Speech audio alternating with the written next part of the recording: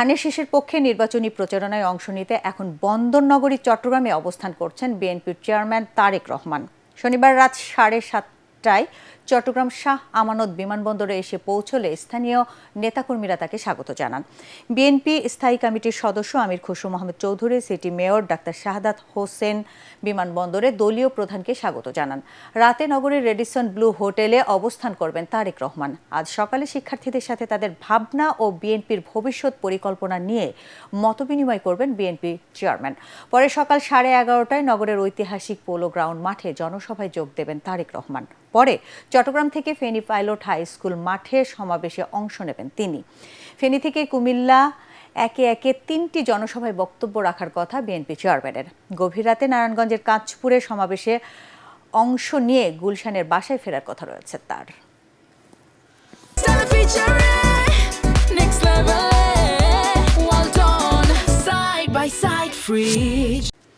তরুণদের আরেকবার বিজয় ছিনিয়ে আনার আহ্বান জানিয়েছেন জামায়াত ইসলামের আমির ডাক্তার শফিকুর রহমান। উত্তরাঞ্চলের নির্বাচনী সফরে অংশ হিসেবে বিভিন্ন সমাবেশে দেওয়া বক্তৃতায় তিনি এসব কথা বলেন। এ সময় জুলাই শহীদদের প্রতি সম্মান জানিয়ে গণভোটে হ্যাঁ এর পক্ষে রায় দেওয়ার আহ্বান জানিয়েছেন জামায়াতের আমির। বলেন, জুলাই শহীদদের আত্মত্যাগেই শক্তি জামায়াত ইসলামের এগিয়ে চলার প্রেরণা। প্রতিবেশী রাষ্ট্র আধিপত্য বিস্তারের চেষ্টা করলে বরদাস্ত করা হবে না বলেও হুঁশিয়ারি দিয়েছেন তিনি। প্রতিনিধিদের পাঠানো তথ্যচিত্রে আরও জানাচ্ছেন খায়রুল ইসলাম। উত্তরবঙ্গে নির্বাচনী প্রচারণার দ্বিতীয় দিনে 10 দলীয় ঐক্যের নেতাদের সাথে নিয়ে রংপুর, গাইবান্ধা, বগুড়া, সিরাজগঞ্জ ও পাবনায় সমাবেশ করেন জামায়াত ইসলামের আমির ডাক্তার শফিকুর রহমান। সমাবেশে যোগ দিয়ে জুলাই শহীদদের প্রতি সম্মান জানিয়ে গণভোটে হ্যাঁ এর পক্ষে রায় দেওয়ার আহ্বান জানান জামাতের আমির। গণভোটের প্রতি হ্যাঁ বলতে হবে। আপনাদের বুকের সন্তান আবু সাইদ বাংলাদেশকে পরিবর্তন করে দিয়ে গেছে। গোটা বাংলাদেশকে উদ্দীপ্ত করে তার জীবন উপহার দিয়ে এ দুনিয়া থেকে সে চলে গেছে। আবু সাইদ তার সঙ্গী শহীদদের কাছে ঋণী নয়। এই ঋণ পরিশোধে আপনারা প্রস্তুত আছেন? দখলবাজ, মামলাবাজ, হত্যাকারী, খুনি, ধর্ষক এবং আয়নাগরের নায়ক নায়িকা বানায় তা পরিবর্তন করে দেওয়ার জন্য আমরা হা ভোট দেব ইনশাআল্লাহ। সেই হা ভোটের জোয়ারে অতীতের বস্তা পচা সমস্ত ব্যবস্থা যেন ভেসে যায়। এ সময় বগুড়া ও সিরাজগঞ্জ সমাবেশ করে জামায়াত প্রতিহিংসার রাজনীতি করে না উল্লেখ করে আমির বলেন, ক্ষমতায় এলে ভারতীয় আধিপত্য রোধ ও দুর্নীতিকে লাল কার্ড দেখানো হবে। অতীতে যারা দুর্নীতি করেছেন তাদেরও বিচার করা হবে বলেও জানান তিনি। আমরা প্রিয় দেশকে আর বিভক্ত করতে চাই না। আমরা একটা ঐক্যবদ্ধ জাতি করতে চাই। যারা দেশকে বিভক্ত করে তারা কখনো দেশের বন্ধু হতে পারে না। তারা অন্যদেরকে সুবিধা করে দেওয়ার জন্য আর দেশবাসীর মাথায় কাঁঠাল ভেঙে খাওয়ার জন্যই তারা জাতিকে বিভক্ত করে রাখতে চায়। এ সুযোগ বাংলাদেশের জনগণ আর দেবে না। এর আগে সকালে রংপুরে জুলাই আন্দোলনের প্রথম শহীদ আবু সাইদের কবর জিয়ারত করেন জামায়াতের আমির শফিকুর রহমান ও 10 দলীয় জোটের শীর্ষ নেতারা। যেভাবে আবু সাইদরা বুক পেতে দিয়েছিল, দেশের জন্য ওইভাবে বুক পেতে দিতে রাজি আছি, কিন্তু দেশের 1 ইঞ্চি জমির সম্মান কারো কাছে বন্ধক রাখবো না। পরে তার পরিবারের সদস্যদের সঙ্গে কিছুটা সময় কাটান তারা। খায়রুল ইসলাম, এটিএন বাংলা।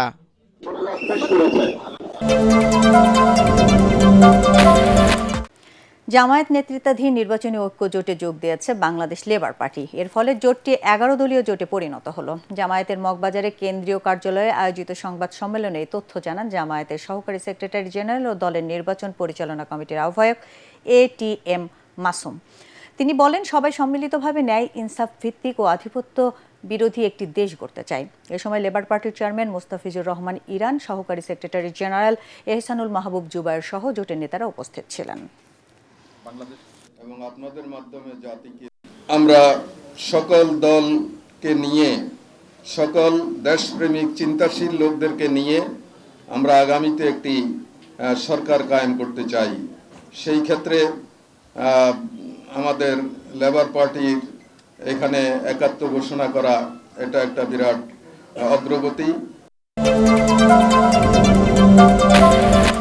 গণতান্ত্রিক চর্চার সাংস্কৃতিক প্রতিষ্ঠা করতে পারলেই জনকল্যাণ নিশ্চিত করা সম্ভব হবে বলে জানিয়েছেন বিএনপি চেয়ারম্যান তারেক রহমান। রাজধানীর গুলশানে আমার ভাবনায় বাংলাদেশ থিমে রিম মেকিং প্রতিযোগিতার বিজয়ীদের সাথে মতবিনিময় অনুষ্ঠানে তিনি জানান, আধুনিক বিশ্বের সাথে তাল মিলিয়ে কৃষি, স্বাস্থ্য, শিক্ষা, পরিবহন সহ প্রতিটি সেক্টরে যুগোপযোগী পরিবর্তনের পরিকল্পনা রয়েছে বিএনপির। কামরুজ্জামান রাজীবের রিপোর্ট। আগামীর বাংলাদেশ নিয়ে মানুষের ভাবনা ও প্রস্তাবকে রাষ্ট্র গঠন প্রক্রিয়ায় যুক্ত করার লক্ষ্যে ফ্যামিলি ও কৃষক কার্ড সহ 11টি বিষয়ের উপর রিল বানানোর প্রতিযোগিতার আয়োজন করে বিএনপি। আমার ভাবনায় বাংলাদেশ শীর্ষক রিল মেকিং প্রতিযোগিতায় সারা দেশের প্রায় 2500 প্রতিযোগীর মধ্যে বিজয়ী 10 জনের সাথে মত বিনিময় অনুষ্ঠানে অংশ নেন তারেক রহমান। রাজধানীর গুলশানে বিচারপতি শাহাবুদ্দিন পার্কে meet and greet with Tarique Rahman শীর্ষক অনুষ্ঠানে অংশ নেন মেয়ে জাইমা রহমান। আমাদের বুঝতে হবে যে এটা নিজ মতোই ঠিকঠাক হবে না, আমাদের কিছু করার প্রয়োজন, আর হয়তোবা তরুণরাই কোনো সলিউশনস বের করতে পারে। বিজয়ী প্রতিযোগীদের সাথে রাষ্ট্র গঠনে তাদের চিন্তা ভাবনা নিয়ে আলোচনা করেন তারেক রহমান। তিনি জানান, বিএনপি ক্ষমতায় আসলে উন্নত বিশ্বের সাথে তাল মিলিয়ে কৃষি, শিক্ষা, স্বাস্থ্য সহ প্রতিটি সেক্টরে ব্যাপক পরিবর্তন আনা হবে। আমাদেরকে ডেমোক্রেসি প্র্যাকটিস করতে হবে। আমরা ডেমোক্রেসি যত বেশি প্র্যাকটিস করবো এভরি লেভেল, শুধু যে জাতীয় সংসদ নির্বাচন তা না, আমরা ইউনিয়ন পরিষদের মেম্বার, ইউনিয়ন পরিষদের চেয়ারম্যান, পৌরসভার চেয়ারম্যান, পৌরসভার মেম্বার, আমরা এইখানে যত ডেমোক্রেসি প্র্যাকটিস করব তখন হবে কি আস্তে আস্তে সেই মানুষগুলোই সামনে বেরিয়ে আসবে যারা অ্যাকচুয়ালি মানুষের জন্য কাজ করতে চান। দেখুন, আপনি যখন পানি ফিল্টার করেন খাবার জন্য, আপনি কিন্তু এক লেয়ারে করেন না, আপনি 3-4 লেয়ারে পানিটাকে ফিল্টার করেন। জায়গায় পৌঁছতে সময় লাগবে আমাদেরকে শুরুটা করতে হবে। আমরা চাইছি শুরুটা করতে ইনশাল্লাহ। আমাকে যদি বলেন একজন পলিটিক্যাল অ্যাক্টিভিস্ট হিসাবে অনেক কিছু করতে চাইছি না, আমি অল্প কিছু করতে চাইছি, কিন্তু জিনিসটা ঠিকভাবে করতে চাইছি, যতটুকু সম্ভব ঠিকভাবে। তিনি জানান, নারীদের সুরক্ষা নিশ্চিত করার পাশাপাশি পরিবহন খরচ সাধারণ মানুষের হাতের নাগালে নিয়ে আসা হবে। সাউথ কোরিয়া খুব সম্ভব গত বছর কন্টেন্ট মেকিং থেকে কত আর্ন করেছে? $12 বিলিয়ন। শুধু আইটি কন্টেন্ট মেকিং থেকে $12 বিলিয়ন একটা সাবজেক্ট থেকে। তো আপনি যেটা বললেন ওরা পারলে আমরা পারবো না, পারা যাবে। আমাদেরকে আমাদের জিনিসগুলোকে সাজাতে হবে। হ্যাঁ, হয়নি, আমরা দেখেছি অতীতে অনেক জিনিস হওয়া উচিত ছিল, হয়নি। আমরা ইনশাল্লাহ সামনে করবো, আমাদের সুযোগ আসলে আমরা সামনে করবো। হতাশ হলে চলবে না, আশা রাখতে হবে। দেশ গঠনের সব নাগরিককে নিজ নিজ জায়গা থেকে অবদান রাখার আহ্বান জানান তারেক রহমান। কামরুজ্জামান রাজীব, এটিএন বাংলা, ঢাকা। উৎসবমুখর পরিবেশে রাজধানীতে চলছে ত্রয়োদশ জাতীয় সংসদ নির্বাচনের প্রচারণা। জনসংযোগ, সভা সমাবেশ আর মিছিল মিটিংয়ে সরগরম পাড়া মহল্লা। চলছে অভিযোগ পাল্টা অভিযোগ। পাশাপাশি ভোটারদের দাঁড়ে দাঁড়িয়ে গিয়ে নানা প্রতিশ্রুতি দিচ্ছেন প্রার্থী কর্মীরা, চাইছেন দোয়া ও সমর্থন। আরও জানাচ্ছেন জাহিদুল আলম।